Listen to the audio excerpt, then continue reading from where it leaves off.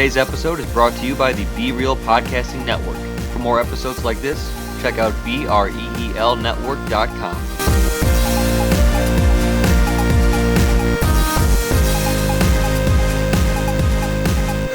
And we're back for your distraction. We are here. Adam, Scott, welcome back. it's good to be back. Yeah, we missed a couple weeks. It's been a bit. Yeah, that's not typically like us. We've missed a week here and there over the years, but I don't know. Have we missed 2 weeks in a row before? I don't think we've ever, since we started going weekly, I don't think we've ever missed 2 in a row before. Yeah, that's so that sucks, and I would like to personally apologize to the listeners. I mean, we were getting emails, we were getting messages on social media, on Facebook, on Twitter. What's going on? Are you guys okay? Is everything, They're like, did Scott finally snap and strangle Adam? Is that the lost episode? Like, what's going on? So, little bit of house cleaning. It's my fault that we missed 2 weeks in a row. I had a death in the family. So, I'll just talk about that right now on the air real quick. My grandfather, you've heard me talk about him, Andrew Malenke, my poppy, he passed away when we're recording this 1 week ago today, but he was sick up until he passed away. So it's been pretty hard for me. He and I were very close. I've talked about him on the show umpteen times. I said, he was my best friend, and I lived with him for a little bit when I was young. So that really sucked. So I was in a really bad place. Even though he was 92 years old and he lived a good, long life, it still sucks when you lose anybody. So I just wanted to say that's what happened. So everybody listening, that's what's up. If you could keep my family, regardless of what deity you pray to, if you can pray for my family to yours, that would be greatly appreciated. If you're a non-religious person like Adam, keep us in your thoughts.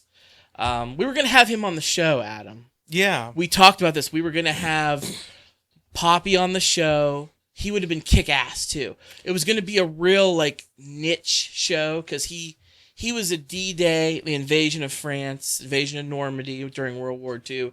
He had some kick-ass stories. We were going to bring him on. We were going to interview him and talk the entire hour about his experience with World War II. But right before we were able to work out the details, that he got sick. He's been living in a nursing home for the last almost 2 years. Oh, those are depressing. Oh, yeah. Well, his nursing home, St. Paul's in Greenville, Pennsylvania, I give them the utmost respect. They are wonderful, wonderful people. It's not the kind of nursing home you think about on TV, like in Happy Gilmore. It's nothing like that. It was a really cool place. And at first, of course, he didn't want to be there. He wanted to be at home in his house. But after a while, he realized he wasn't able to live on his own anymore. And they did really cool things there. He played bingo once a week, and not only did he play bingo, he fucking won bingo. He kicked ass. But my grandpa, he had no filter. He had really bad diabetes, and actually in the last year and a half, he had his one leg amputated because of bad diabetes. So, but he was still there. He was sitting in a chair, and I'd bring my girls in to see him, and he'd be so excited every time we walked in. He had no filter, like I was saying. There'd be other people there, probably 75 years old, a lot younger than him, and they're just head slumped over the side in their wheelchair, drooling on themselves, nonverbal, like a vegetable. And he would say, I don't ever want to be like that. He was so much better than these people. And then he got sick. He got an infection that spread to his bloodstream, went into his organs, started shutting down his organs. They put him on hospice. They said, hey, he's got days. So I went in to see him as he's dying, and I see these people who are vegetables still sitting in their chairs living. That just goes to show you how he was so much better off than them. Yeah. And he's gone, and they're still here. So it's the way of the world, I guess. Hey, you know what? He made it to his early 90s. Not many people can make that claim that they made it to the early 90s, so he lived a long, full life. He did. And like I said, he was my best friend. I'm going to miss him, but he would want us to carry on. He would want us to soldier on, to keep For Your Distraction going, to give our fans what they've been asking for. So here we are. Adam, let's drink one to my Poppy. Cheers. Cheers. Every time you would talk about him, you always said that he had his own saying. I killed more Nazis than you could shake a stick at. He did, man. And that was my whole goal. I always wanted to meet him just so I could hear that one thing. He did. I've met him like once or twice, but I never heard that. I just that's all I wanted to hear. I mean, there's a certain setting where you talk about taking a human being's life, Adam. And when you were around, it was usually like a family party, a get-together or something. That's not when you talk about murdering someone. But I don't know what family parties you're going to. So, yeah, he had some great stories. He was on a supply ship in World War II. So, and he went to D-Day, the invasion of France. He was on Omaha beachhead. But his ship, he was in the Navy. They were transporting gasoline, ammunition, and he said sometime like Sherman tanks and Jeeps for the GIs. But usually it was just lots of ammunition and lots of gasoline, lots of fuel. He said, one bullet went into there and his ship's going up like a Roman candle. So his ship was kept a little bit further back. He wasn't on like the invading party. But still, he would say the German Messerschmitt planes would come and you'd hear the and they'd be like firing at his ship. So he was a gunner, him and his buddy Reb. I don't know Reb's real name. I wish I did. I don't know if Reb still... He called him Reb because he was from Hammerstead, Tennessee. And he and Reb worked a whatever caliber, really big fucking caliber gun. And it took 2 people to fire this gun. One was on the gun itself. The other one was loading the ammunition into the however it works. He had to go to gunnery school and whole thing. And he said the first couple shot were tracer bullets. So they would explode red. And then the next four were just like the regular bullet. So you knew where it was in the sky. He said, so you'd see that plane coming and you would just spray your bullets in a line where the plane was going. You'd like lead it. So the plane would fly into your bullets and just... And I'm like, there was a fucking person flying that plane that you just blew out of the sky. Like you just like, with a straight face, just taking somebody's life. Hey, it was war. It was do what you gotta do. It was a terrible time, yeah. He said for days the water was blood red. Bodies were floating, like banging against the hull of the ship. He was fucked up. So is there a reason why the beer of the show is a German style lager? Then is there a reason for that? Are you trying to say something? It's an uncanny coincidence. But the beer of the show is the Southern Tier Brewing Company's, their Pilsner, their Nazi-style lager. No, I'm not kidding. Not Nazi-style. Not all Germans were Nazis, so let's just throw that out there. The German people are great. They make great beer. They make great pretzels and bratwurst, so we love the Germans. We hate the Nazis, but we love the Germans. So let's just throw that out there. So that's the beer of the show, Southern Tier Pilsner. We've had a couple Southern Tiers before. I like their beer. I think we had one of their IPAs before. We've had their Pumpkin around the autumn, the fall. I love their Pumpkin. That's a good one. I got a variety pack of Southern Tier. So the next couple weeks we might have some more Southern Tier beer coming. Hey, that's fine. Southern Tier is from Lakewood, New York. So Adam, you go first. Tell me what you think about it. It's okay. See, it's a Pilsner. I thought you would really like it. It doesn't taste bad. It's plain. It's a very plain beer. It tastes like a Pilsner. It tastes very average. There's not much there. It tastes like a generic Pilsner to me. Like maybe you can enlighten me on if you taste anything else, but whenever I take a swig of this, take one big gulp. Yeah, it tastes like a regular old Pilsner. It's not bad. It's not a bad beer. It's not heavy, obviously, but it doesn't sit at the bottom of my stomach, but it tastes like an average Pilsner to me. Like it's a very average beer. It's not bad, but it's pretty average tasting. German style lager. It's not a typical lager to me. No. To me a Pilsner and Miller Lite, for example. Miller Lite claims itself to be a Pilsner. I hate Miller Lite. To me, Miller Lite tastes like stale yellow water. I really, really dislike Miller Lite. The only time I drink Miller Lite is at like a party or something, and that's only there. If it's like the only thing there, and it's like a party beer. You drink it when you want to get drunk and just have a good time. I mean, maybe when I was 23 and I went to college parties and all there was to drink was like Natty Light and Miller Lite. Maybe I did it then, but I'm a beer snob now, Adam. I'm beyond those days. Those days are in the past. I don't think I would stay at a party like that. Ugh. But I'll tell you about that. Miller Lite's mainly an American-style Pilsner. Gross. This here's German-style. So, it, like you said, it is light-bodied. Pilsners are typically light-bodied. They don't have too much to them. It's a kind of beer you can drink a bunch of. But the flavor is so much better than the flavor you get with a Miller Lite or an American-style Pilsner. Oh, definitely. Like Miller Lite almost tastes like dirty water. This actually does have a beer taste to it. It's like it good. tastes like a. It's good. Yeah, it's got like a bit of a sour. So or those Bavarian hops that you get that aren't like not IPA strong hops, but you get a little bit of that. It doesn't bite back, but it gives you a little something. It gives you a little something. And I enjoy that a lot. So if you're in the mood for this kind of beer, this is one you could put away. This is one you could do some damage on. And I'm going to give it a 4 out of 5. It's a pretty high rating. It's a pretty high rating. I enjoy it.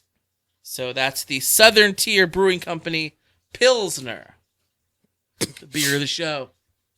So this is the first show that we've recorded since 2017. This is the first show of 2018. And boy, is it off to a great start, wouldn't you say? Adam, my 2018 has been fucking terrible. I know. I lost my grandpa. I was at the Steelers playoff game where they got their ass kicked by the Jaguars. Trump's being Trump. The government just got shut down thanks to him. It's been shit. I thought 2017 was bad. I want to go to sleep and wake up and be in 2017. That's how bad 2018. Now it's early. It's early. So hopefully it can only get better. It can hopefully get better, but it's already starting off with some sexual harassment claims. Oh, here we go. It started off early. You've heard of them. I've read a few articles. I was really surprised when I heard these ones. There's 2 gentlemen in particular who have sexual harassment claims against them. The first one we could talk about, James Franco. James Franco. He's got some ladies that are coming at him and saying like, look, this dude is a pig. He's a sexist pig. It started Harry Osborn.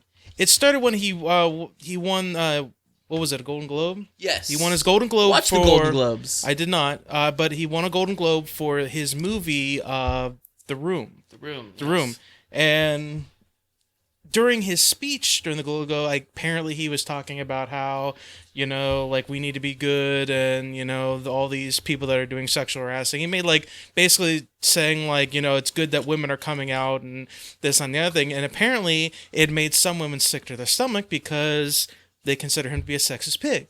And a lot of these are women who were involved in, he was doing some acting school thing where he was helping to teach people to act or some shit like that, or he's part of an acting school or something like that. And apparently during this whole thing is when a lot of this occurred. But you were going to say?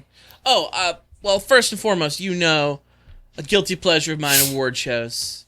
I love them. You don't. You don't watch them. You always ask me, what happened on So I watch the Golden Globes. I'm a big fan of award shows. And the theme of the night, if you've been a caveman living under a rock somewhere, you don't know what's going on with the sexual harassment. But the rest of us know the hashtag #MeToo. We've talked about it on the show before. It's a big movement right now. It's especially involved in Hollywood, but really just in the world in general right now is coming to terms with how women have been treated in society. Yeah. Not just Hollywood. So the theme for the night of the Golden Globes, all the women who were there, everyone wore black in solidarity of, hey, sexual harassment is a big problem in our industry, especially. So the men who were involved were also, need to lead by example. So they had these little pins, like the Time's up. Is what the pin said. "Time's up." Right? Yeah, you're right. "Time's up" is what the pin said. And apparently I had not heard any of the allegations against James Franco till after the fact. He did win a Golden Globe for The Room, which I haven't seen The Room yet. I've heard good things. I've heard really good things, so I'd like to see it. But I didn't come aware to it till after the show, and then I saw his interview with Stephen Colbert, which I'm sure you'll talk about. Yeah, you watched the entire interview. I briefly saw the interview. I just saw bits and pieces of it, so I kind of knew about it. And then I started looking some stuff up, and most of the allegations seem to stem from I don't know if James Franco ran a class at this school or if he was part of a class at this school. But a lot of it seemed to be like there was one or two women who claimed that James Franco said, if you do this, you can get ahead in your career or something like that. Obviously, perform some sexual act. There was apparently James Franco apparently does a lot of indie movies. So there was like one particular scene that this one woman talked about where there was an orgy scene. But James Franco got a couple of the women to take because whenever you do any type of sex scene, any of the actors wear flesh colored underwear or something like that, something to cover up their giblets and everything, so that they don't Giblets. so they don't. That's the scientific term. Giblets. Yes. So that they don't make contact or anything like that. And I guess James Franco got a couple of the women to not wear that, so that whenever they did an oral scene, he might have been really doing an oral scene or something like that. Oral? Yeah, oral. Going down on them. Yeah. So it's stuff like that. So needless to say, it shines some light. And James Franco apparently in their interview with Stephen Colbert, you say that Stephen Colbert was not as hard as him as you would like. We talked about this off air beforehand. I'm a huge fan of Stephen Colbert. I love him. I think he is a national treasure. I was very disappointed with him in this interview. He appeared to be throwing softballs up to James Franco. I don't think he was very hard on him at all. He didn't press him. He just gave James Franco an avenue. He gave him a microphone to share his side of the story. And I'm not saying that's not important. Everybody should share their side of the story. But he left it at that. He didn't have any follow-up questions. He wasn't being a journalist as much as he was being an entertainer. And I usually defend Colbert till the end, but this, I said to you, we know James Franco is a progressive, liberal, Democrat, Hillary supporter. He, for all intents and purposes, he seems to be a likable guy. I like him. I like his films. I think he's funny. Up until this, there was no reason to dislike him. And I think that weighed heavy on Colbert, that if he would have been a conservative Republican asshole on the show, I think Colbert would have gone straight for his jugular and would have attacked him and been the guy that we know and love who doesn't take shit from anybody. So I was just disappointed in Colbert for that. And I understand maybe these yes, the allegations are just that, allegations. Innocent until proven guilty. I understand that. But we have to support these women who are being preyed upon, especially in Hollywood. And I feel like he was doing a disservice to them. When you look at James Franco, just looking at a picture of him, you can kind of tell something from the guy. He kind of looks like a bit of a douchebag, just a little bit, but he looks like a fun douchebag. So I think that's a likable douchebag. So I think that's the biggest reason why people are trying to give him the benefit of the doubt. He plays a douchebag a lot, too. He does. So we don't want him to be we don't want to judge him by a character he's playing. He's a good actor. I give him that credit. He's a very good actor.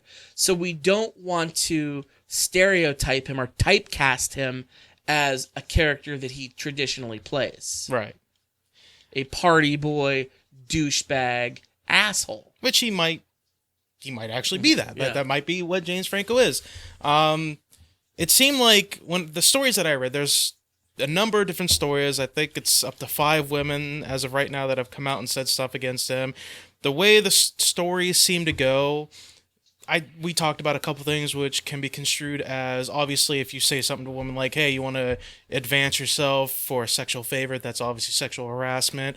There's a couple of stories, though, that the women were talking about that I don't know the laws to the extent, especially in like LA when it comes to actors and actresses, but they didn't seem like they were like illegal. Just like he was being a douchebag, but they didn't seem illegal. Like there was one scene where he brought some of the women and some of the actors to play like side roles in like this indie film or whatever, and one of the scene was meant to be a topless scene, so he wanted the women to be topless in the scene, and he apparently got upset because the women were like, I'm not comfortable doing this scene topless, and I guess he got upset like during that whole, when he was trying to shoot that, and was like acting like kind of a jerk a little bit whenever they refused to do that.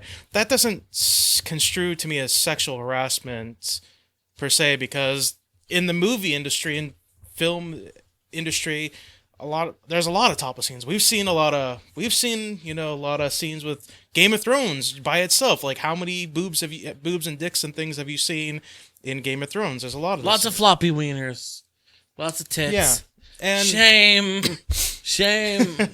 Exactly. And so obviously, if you are an actor or actress and you're in a film where there's a topless scene and you're not comfortable doing it, you can obviously say no to it, but they very well may replace you for not doing it. Depends on your contract, Adam. Depends on the contract. But I doubt these women or these people, I don't know if they were all women, but I doubt these people had ironclad contracts because they were taken from a acting school to be in this like side project, just kind of get some experience actually doing stuff. So they may not have had. You're right, probably not, but we don't know that. Exactly. So we can only talk about the facts we have right now.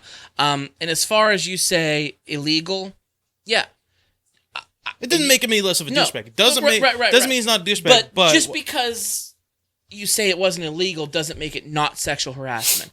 You can be sexual harassed and it not be illegal. Like if he did something illegal, then people would be up in arms. He'd probably be being investigated, maybe even prosecuted and put to jail if he did something illegal. No one's saying what he did was illegal. They're just saying what he did was a shit thing. And because of that, people need to know. If you're a famous person, if you're a movie star, a celebrity, that your entire career is based off of us. People who will pay money to go watch your films, to go watch your TV shows, to listen to your music. You know, it's about us. So chances are, not everyone. There's people like whoever wouldn't even care. But there's people out there that I know that say, oh, I used to like James Franco. Now I found out he's a pervert and a dick, so I'm not going to watch any of his films anymore. Does he care about that one person? No. No. But would he care if that one person turns into 1,000, a couple thousand, and so on and so on? Sure. I don't know if James Franco himself would really care that much. Well, he could go away to obscurity. I mean, Hollywood's a tough business. It's what have you done for me lately? Yeah. He is a big-time actor right now. Tomorrow, that could all go away at the blink of an eye. So we'll see. I guess we don't know. Are these allegations true? What else will come out? 5 women's a lot, Adam. 5 women. I mean, it's not as many as like Bill Cosby, but yeah, it's more than like 1 or 2. If 1 or 2 come out, then you know. But if you get 5, that seems to be a trend. So I'm more inclined to believe the victims here. And yes, five women is a lot, but it's like I said, it seemed like more than half. Obviously, if we're talking about 5 women, at least like 3 of them. We're talking about some of the some of their allegations had to do with things like, oh, I refuse to do a topless scene, so James Franco replaced me, or titties. Or you know, there was one of the women in particular who made a comment saying like, you know, I didn't do like I want to be known for my good acting, not for my looks and stuff like that. If we've known anything about Hollywood, your good looks get you far. I'm sorry. There have been terrible, terrible, horrible actors who have gotten big roles in movies and TV shows just because they look good. That's kind of just the way it is. Like, so you're saying you would suck James Franco's dick? Depends on what I get in return. I'm sorry. Depends on what I get in return. Like, but that's just me personally. Like, I'm a degenerate. Like, what can I say? So you mentioned that there was a second person, right? You said there was two? There's a second person. I don't know how much I believe this story, though. For this, not really just because it's the person individual, but because the story kind of seems a little iffy to me. The person we're talking about is Stan Lee. Stan the man. Great Stan the man, the great man himself, Stan Lee. American treasure. Has been accused of sexual harassment. He has been accused of sexual harassment by the nursing company where obviously he's an old man. He's like 95 years old. Is he 95? He's actually like 95. Oh, he's 95. He's older than he lived longer than my grandpa. And he's still going right now. Yeah. But he's an old man. He needs, help around the house. I thought he was 90. 95. That's impressive. According to what I read, I believe he's 95. you. I believe you. So, but he's, a lot of older people, they need, care. They need help. They need nursing help. And since he's rich, obviously he can afford to hire out a private nurse to come to his house and help him do certain things. Well, apparently, the nursing company in question said that a number of nurses complained and felt uncomfortable and didn't want to work with Stan Lee because he would make lewd comments to them. He would, try to solicit a blowjob from a nurse, or he'd grab their ass or something like that. Like, he's basically, according to them, acting like a dirty old man. And so this nursing company these nurses complained about. They didn't want to work around Stan Lee. According to the most recent nursing company that he's working with, none of the nurses said that. They said he's a respectful man.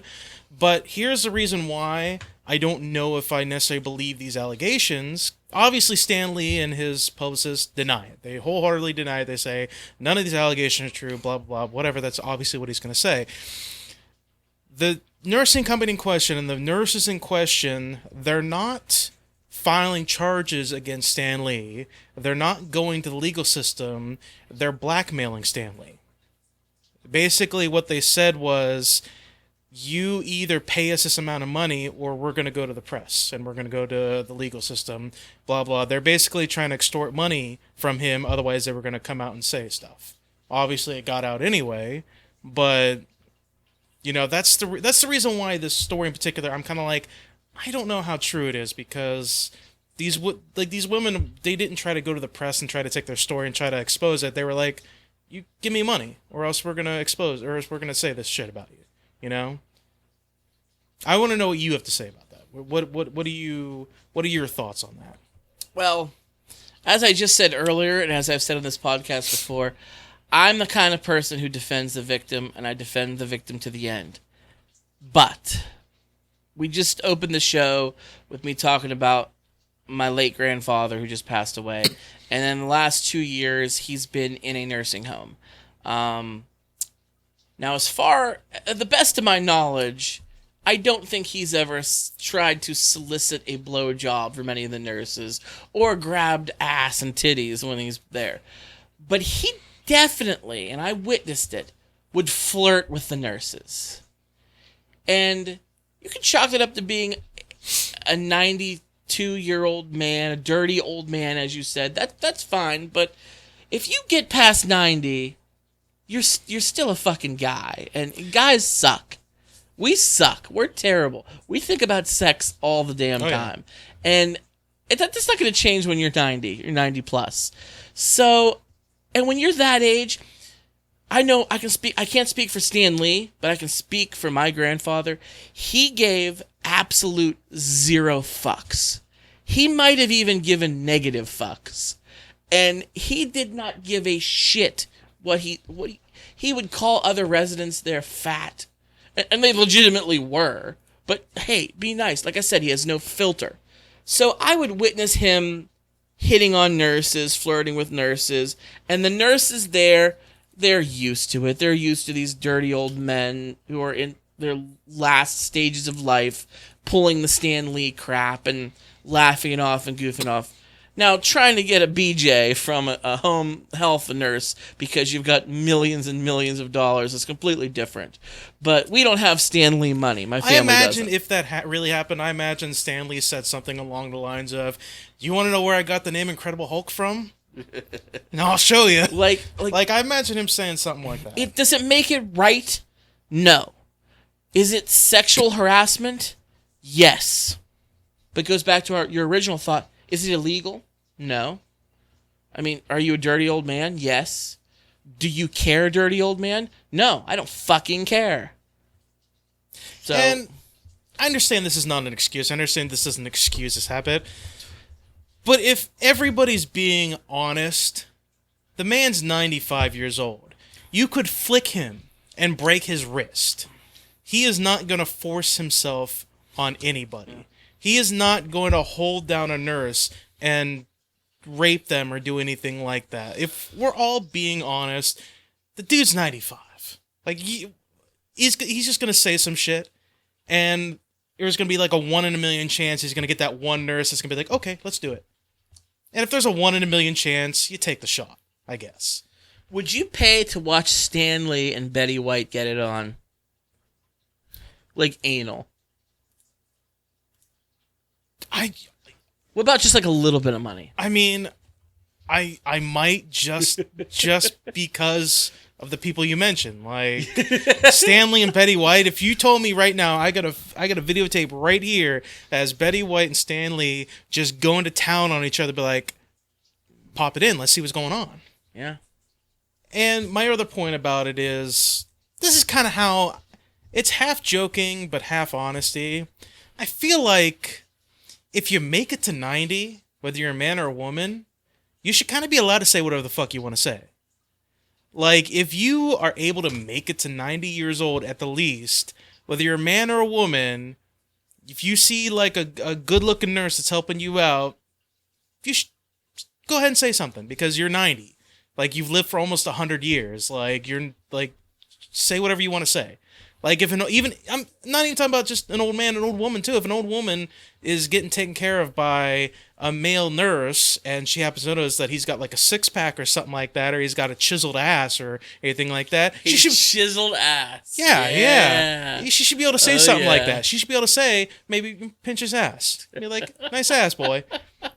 Yeah, you know, if you made it to 90, like, you don't have to take it, but I mean, you could sit there and, you know, slap their hand away and be like, no, don't, just shut up. Like, just shut up. Let me do my job. I mean, not much else. I actually agree with you on this one. So, like, if you make it, if you've made it, you've made it. Forget this whole bullshit of like, I've made my first $1 million, or I regularly make $500 million a year. Forget that shit. You make it to 90, you should be able to do whatever the fuck you want. So we were talking before, Adam, about how I like to watch the award shows, and I watch the Golden Globes. Yes. Something else came out of the Golden Globes. Oprah Winfrey. Oh, this. She was awarded the Cecil B. DeMille Lifetime Achievement Award. Rightfully so. I'm an Oprah fan. I think she's done great work over the years. She's a very caring individual. When she came up, and she delivered a riveting acceptance speech. It had the entire place in tears with a standing ovation. Everyone at home, like me watching, just thought it was so powerful. Did you happen to catch her speech? Did you? No, I didn't. No? I heard it was really, really good, but I didn't go and watch it. YouTube it, if you would. Not now, but after the show, I'm telling you, just YouTube it. And it made me she's such a great orator, just like President Obama was. And now we listen to Trump talk, our president, and he's just, God, it's awful. It's awful. So we became accustomed to how Obama would give his speeches.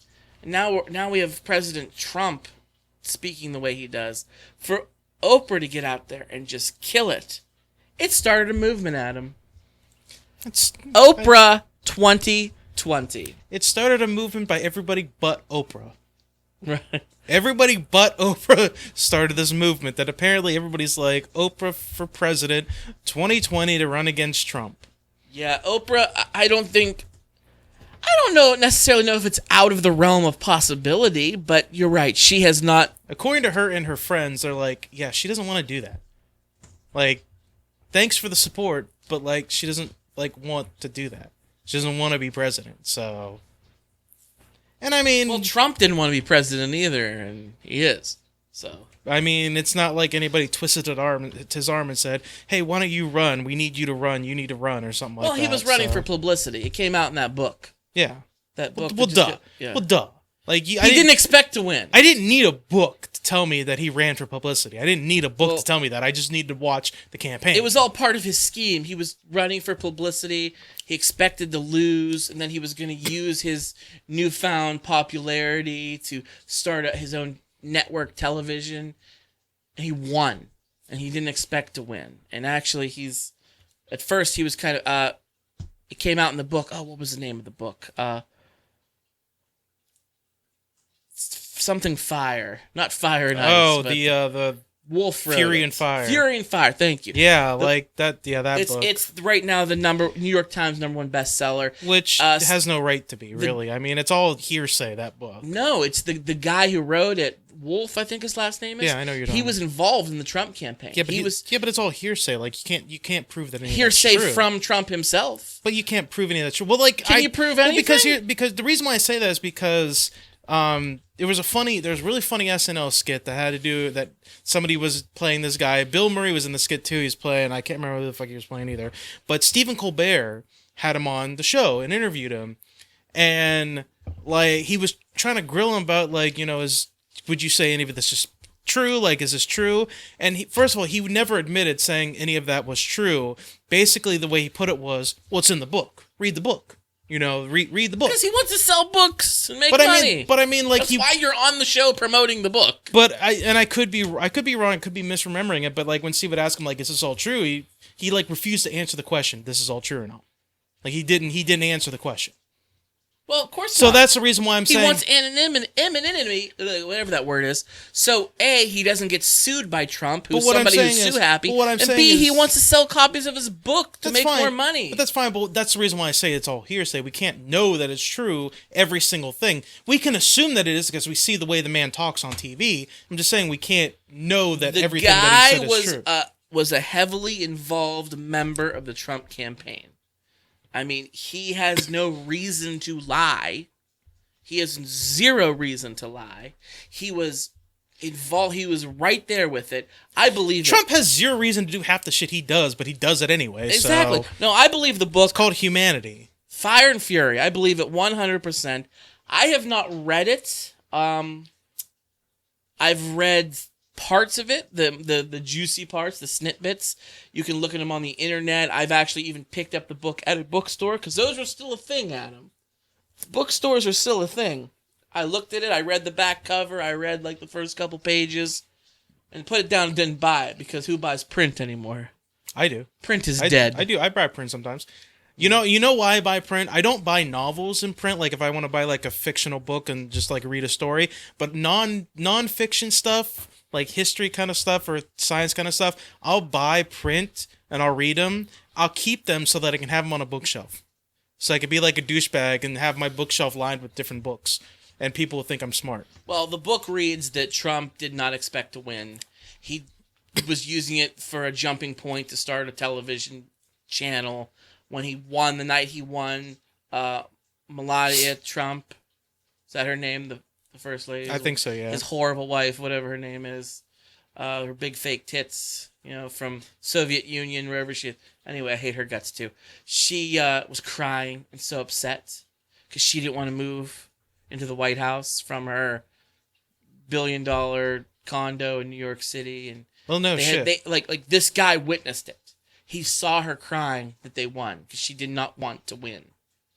Like, that's nonsense. But I believe the book. You don't have to. You can call it fake news just like every other conservative Republican does. But you can't call everything fake news. I didn't say it was fake. I said it's suspect is what I said. I said it's suspect. It's fine to be suspicious about it. I mean, great. But I believe it. I believe it wholeheartedly. You haven't even read the book. You can't say you believe. You don't even read the damn book. I told you I read the important parts, and You can't say what's important or not. There could be an important part you didn't read though. Fair enough, but I believe it because why would the guy lie? I mean, what does he have to gain? People buying his book. People would have bought his book anyway. If they bought his book and it wasn't filled with all kinds of like juicy little tidbits of things, they would have looked at the book and be like, I don't want to read this. Like why would I read this? I mean, I guess your tray of thinking here. How do we know anything's real? Exactly. How do we know the government's shut down right now? We don't. We're not there. We don't know. Adam, come on. Don't be that way. Don't be an ostrich with your head stuck in the sand. I got into an argument with somebody about why Trump isn't so bad. He's like, well, how's it affected your everyday life? The government's shutting down. What changed for you? I'm like, for me, nothing, because I don't work for the government. But anybody who works for the government is not getting a paycheck. I think it changed pretty drastically for them. What the fuck do I know? I mean, you can believe the government shut down because it's not behind closed doors. Like, government's when it comes to that kind of stuff, it's pretty public. But I mean, like, what I'm saying is like a lot of hearsay behind closed doors. If one person is talking about it, I'm not saying don't believe him. I'm just saying keep an open mind about some of that stuff. As it's like I said, we hear the man talking every day on TV. We can assume everything in that book is true, but you can't believe everything. You can't believe everything. I believe the book. Then read the book and tell me about it. I plan on it, but I've read a lot of it online. I just don't like buying print. In the words of Egon Spangler, print is dead. Would you vote for Oprah? No. Well, here's my thoughts on that Oprah thing. Do I think she'd be better than Trump? Oh, yeah. If I thought the only way that we could get Trump out of the White House in 2020 was to vote for Oprah, I would vote for Oprah, obviously, in a heartbeat. My thoughts on the whole situation is, ever since Trump became president, I've been worried, even before, during the campaign trail, I've been worried that the movie Idiocracy would come true. There's a great movie. Great funny movie, Idiocracy. If you've not seen it, go out, rent it, Go out and rent it from your family video like I would do. Go out and rent it, or go on Amazon and rent it. Go to your streaming service, do whatever. Rent the movie, give it a watch. It's a great funny movie, but it's basically about this guy get transported to the future through like cryogenesis or some kind of stasis pod or some shit like that. And in the future, everybody's dumb. Everybody drinks energy drinks as opposed to water because they don't know what water's for anymore. And the president is decided by popularity. And we have a president. I can't remember the actor's name. Terry Crews. Terry Crews. Thank you. I can never remember his name, but I love Terry Crews so much. But he's this big, this muscle head president wearing this sleeveless American flag vest and sporting an M16 everywhere he goes. And he's got this wig on that's like real. It's really weird, but it's basically like he's just basically a celebrity president. That's what he is. And people are dumb, and they're like, yeah, blah, blah. And I'm like, that's funny. It'd be a shame if that came true. And I'm looking at today, I'm like, we're so close to that being true. Like, a celebrity, I'm not going to say a celebrity has no business being president, because for president, and anybody has, business being a president, whatever, that's the way our country is. If you want to run for president, as long as you're 35 years, was it 35? As long as you're 35 years or older, you can run for president. Naturally born. Yeah, sure, naturally born. There's basically the two rules. You have to be born in this country, and you need to be 35. Other than that, there aren't really that many rules when it comes to running for presidency. Now, to be a good president, I don't think celebrities need to be presidents. I don't think celebrities need to be presidents. Just because Oprah's a great orator does not mean she would be a good president. She would be better than Trump, but I don't think that means she would be a good president. Just because somebody can talk well, it puts a good face for the country when it comes to dealing with the rest of the countries. It shows people that, if you can talk well, that, America must be sophisticated because look at their president, that this individual can talk really well. It doesn't necessarily mean she can be a good president. She gave a very, very passionate speech that could help give a lot of hope to a lot of people, but that doesn't necessarily make her presidential. You know what I mean? It's boring because guess what? I agree with you again, Adam. But I'm going to simplify it a little bit. I'm going to simplify it by, if you would have asked me 4 years ago, would I vote for Oprah or would I think Oprah would be a good president? I would have said, no way. She has no experience. Believe me, I like Oprah. I think she's a good Oprah's person. great. She's a good person. She's done a lot of good things. But she has no experience. She can't. No. But you're asking me today, Adam. It's 2018. And now I'm like, yeah, you know what? Why the fuck not? What have we got to lose at this point? It's like I said, if Oprah becomes the only option to get Trump out of the White House in 2020, yeah, I'll give her a vote. Sure. What about Dwayne "The Rock" Johnson? He might run also. Yeah, I'll give him a vote too. Let me just put it to you this way. I'll give Kanye West a vote if it means getting Trump out of the White House. I'll give Kanye West a vote. Okay? Let's put it that way. If Kanye, my man, run in 2020, you get my vote. All right? Let's get this man out of the office, please and thank you. Let's do it. You know what we need? We need Joe Biden to get off his ass and say, "I'm going to run for president." He's Uncle not going to do it. He's going to do it. Is he? He's going to. I'm Last time I heard he wasn't going to do it. I'm holding out for a hero, motherfucker. Joe Biden would be my number. a hero will save us. He is my number one choice right now. I mean, if he sees how the way things are going, I mean, if he sees, he's got a TV. Uncle Joe, we need you. We need you. So I think so we're on the topic of Trump. I was thinking about something. This is real brief. So, you watch every movie ever, whether it's a superhero movie or you've got a villain, right? You've got this dastardly, horrible antagonist of the story. Twirling his mustache. Yeah, somehow, he's always got a slew of people behind him. Henchmen or whatever supporting him. And I know it's just there for whatever reason, whether it's Star Wars or, like I said, superhero films. You've got these terrible people that have all this fucking support, all these people supporting them. That was always something in films that I'm like, man, why the hell are these people even support him in the first place? Like, what are these henchmen thinking? Like, they're just gonna get their ass killed by the hero, and like, for what? Like, you're fighting to destroy the world? Like, what do you get out of it, henchman? Money. I always thought about that, and it's funny. They talked about this in a show you and I both like, The Venture Brothers. I'm still waiting for the next season. Still waiting. But like, they actually introduced henchmen as characters and like made it a profession, and it's hilarious. Yeah. It's absolutely hilarious how they did that. But I've often thought about that even before that show. I don't think about it anymore, Adam. Why? Because I see what's happened with Donald Trump. And the people, the absolute ignorant people who come out in droves and actually still support this asshole. Nothing surprises me anymore. Nothing surprises me. How could somebody be so fucking terrible? And all these people are still like, yeah. I know I've gotten in trouble on this podcast before for comparing Trump to Hitler. And as much as Trump sucks, as far as I know, he hasn't committed mass genocide yet or started a world war yet. But so he's not quite in the same ballpark as Hitler. But Hitler was able, we talked about earlier in the show, he was able to get the Nazis, some good German people, he was able to brainwash them and convince them to support his horrible, horrible ideas. I see similarities to that. I'm not comparing Trump to Hitler per se, but I'm drawing a correlation between Hitler getting people to turn out for him to Trump to get people to turn out for him. I see henchmen.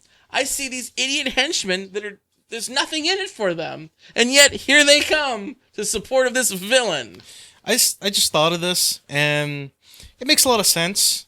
It's funny whenever people, like, especially during like Obama's first term as presidency, when people would talk about Obama, there'd be a lot of people, a lot of religious people that would be joking around about it a little bit, but be half serious when they're like, oh, Obama must be the Antichrist.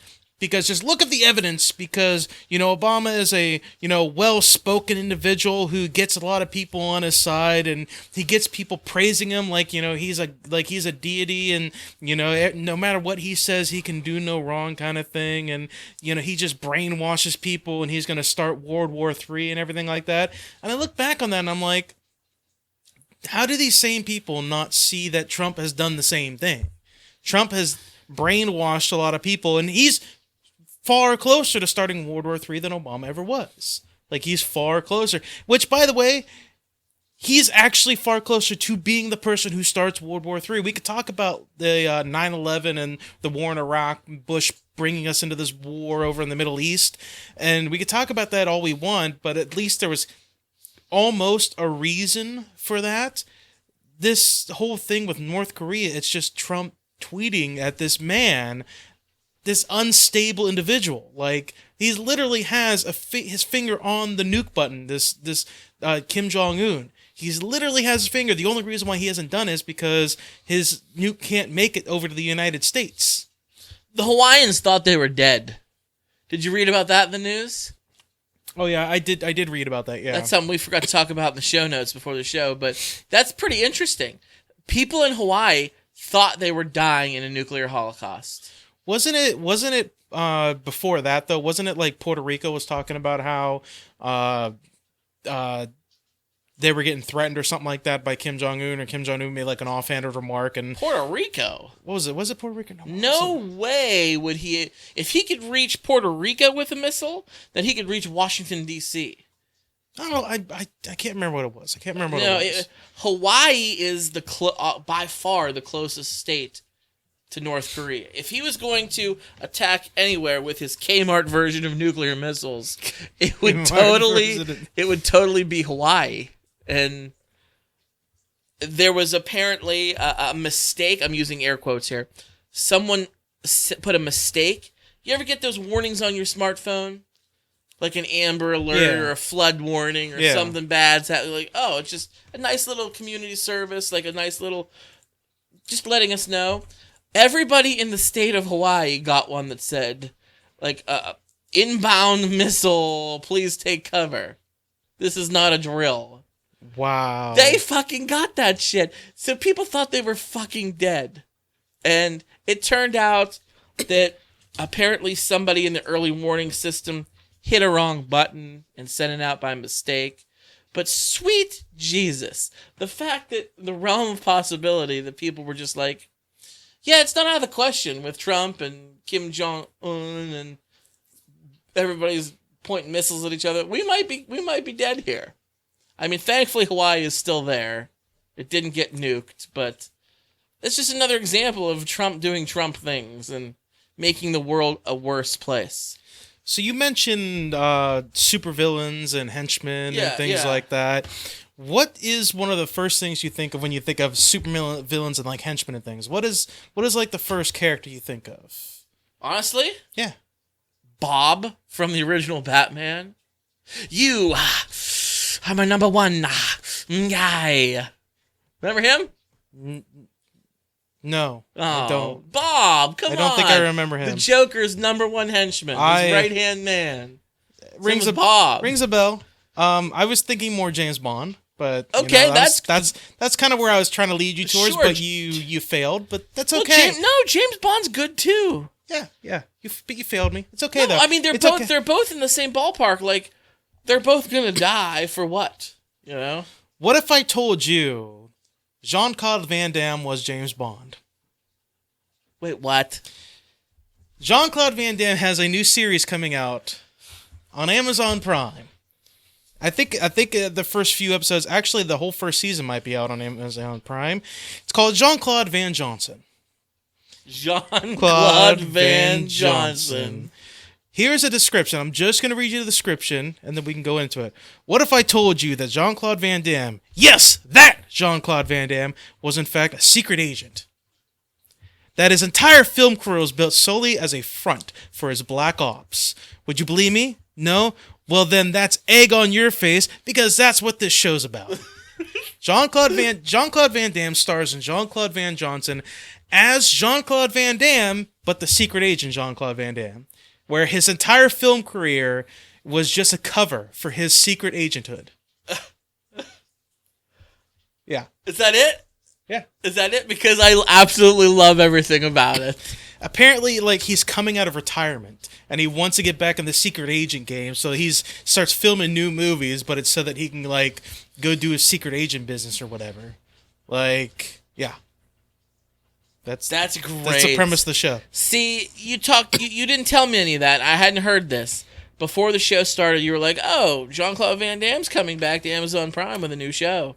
You didn't tell me anything about the show. Nope. Here I am rolling my eyes. Great. We need more fucking martial arts, and we need, like, I liked Sudden Death, but let's be real. I don't think there's ever been a Jean-Claude Van Damme movie I've ever liked. Oh, come on. I don't think there has been. I might watch Lionheart? this show, though.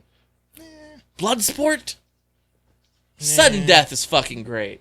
Rewatch Sudden. Do yourself a favor and rewatch Sudden Death.